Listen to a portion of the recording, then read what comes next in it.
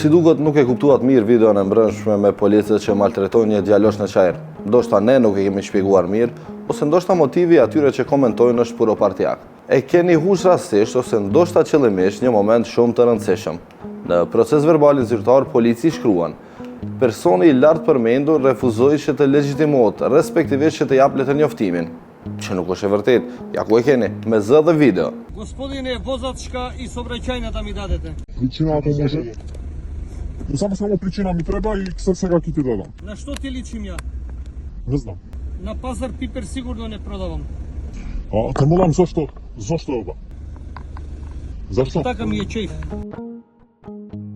Pyetja logjike që lind pas kësaj situate dhe pyetja që duhet ta parashtoj kontrolli i brendshëm pasi i ka marrë videot në postën elektronike është se a ka motiv sepse polici ka shkruar gënjeshtra në proces verbal. Ndoshta motivi është bulohet arrestimi i jashtëligjshëm.